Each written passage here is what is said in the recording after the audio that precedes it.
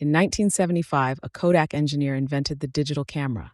His bosses told him not to tell anyone. That decision destroyed a $30 billion empire. In 1888, a bank clerk named George Eastman changed the world with 4 words: "You press the button, we do the rest." Before Kodak, photography belonged to professionals: bulky equipment, toxic chemicals, hours of skill. Eastman's Kodak camera came preloaded with film for 100 photos. When you finished, you mailed the entire camera back to the factory. They developed the pictures, reloaded the film, and shipped it back to you. It was absurdly simple. It was also revolutionary. For the first time in human history, ordinary people could capture a moment and keep it forever. Eastman didn't just build a camera company, he built the idea of memory as a product. By the early 1900s, Kodak wasn't just a brand, it was becoming a verb. By the 1970s, Kodak controlled 90% of film sales and 85% of camera sales in America.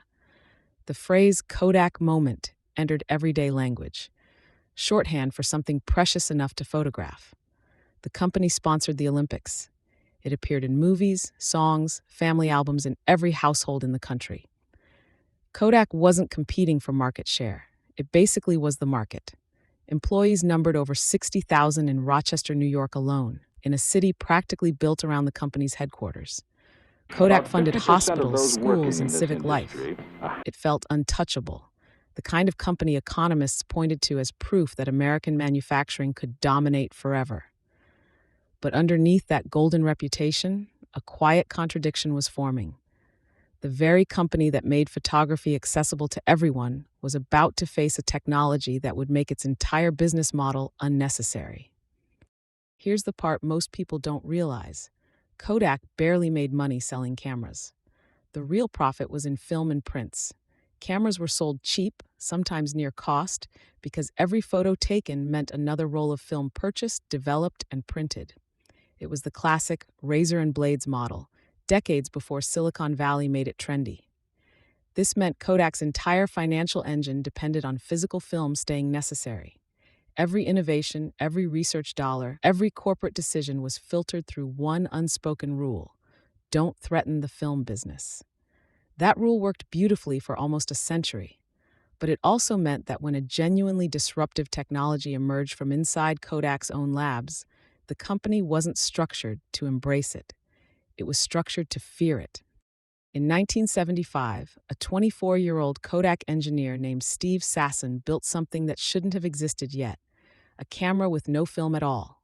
It weighed 8 pounds, took 23 seconds to capture a black and white image, and recorded it onto a cassette tape. Sasson brought it to Kodak's executives, proud of the breakthrough. Their response became one of the most infamous moments in corporate history. "That's cute, but don't tell anyone about it." Kodak had invented the digital camera nearly 2 decades before its rivals. But admitting digital photography had a future meant admitting film had an expiration date. So the technology was patented, shelved, and quietly buried inside the company that created it, protected not to be built on, but to be forgotten. Through the 1980s and 90s, Kodak kept improving film chemistry while digital sensors kept improving exponentially. Executives told themselves digital images would never match film quality. And for a while they were right. But they misjudged the speed of the curve. Kodak actually held over 1,000 digital imaging patents by the 1990s. They weren't blind to digital's potential. They simply couldn't emotionally or financially commit to cannibalizing a business generating billions in annual profit. Meanwhile, Japanese competitors like Sony and Canon had no legacy film business to protect. They leaned into digital without hesitation. Kodak's leadership kept treating digital as a side project, a someday technology, while the someday was quietly arriving in living rooms around the world. Here's what most people don't know. Kodak didn't just bury digital photography. For a while, they actually led it. In 1991, Kodak released the DCS-100, the first commercially available digital SLR camera. It used a Nikon body fitted with a Kodak digital sensor, cost around $13,000, and was aimed squarely at photojournalists and government agencies. Not families, not consumers. It captured real digital images, stored them on an external hard drive the size of a briefcase, and worked. Kodak kept releasing DCS models through the 90s, quietly proving digital photography wasn't a gimmick. It was viable, professional-grade technology. But instead of using this head start to build toward an affordable consumer product, Kodak treated it as a niche sideline for specialists with deep pockets.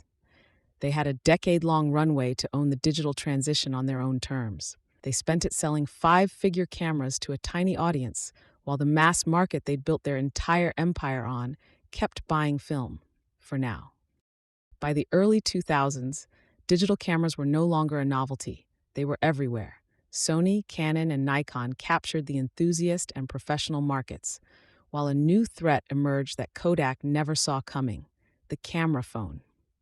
In 2000, the first camera phones appeared in Japan. Within a few years, cameras weren't a separate purchase anymore. They were built into a device already in everyone's pocket. Kodak tried launching its own digital cameras and actually became the top-selling digital camera brand in the US by 2005. But the profit margins were nothing like film. Digital cameras were commodities, and Kodak's massive infrastructure, built for film manufacturing and chemical processing, had become a liability instead of an asset. The company that invented the technology was now years behind on execution. Kodak's leadership scrambled. They invested in inkjet printers, digital photo kiosks, even pharmaceuticals through a subsidiary called Eastman Pharmaceuticals. Nothing replaced the scale of the old film empire. Meanwhile, smartphones from Apple and Android manufacturers were adding cameras that improved every single year, eliminating the need for a standalone camera at all. Instagram launched in 2010 with a team of 13 people and was sold to Facebook for $1 billion in 2012, the same year Kodak filed for bankruptcy. That timing wasn't a coincidence. It was a symbol.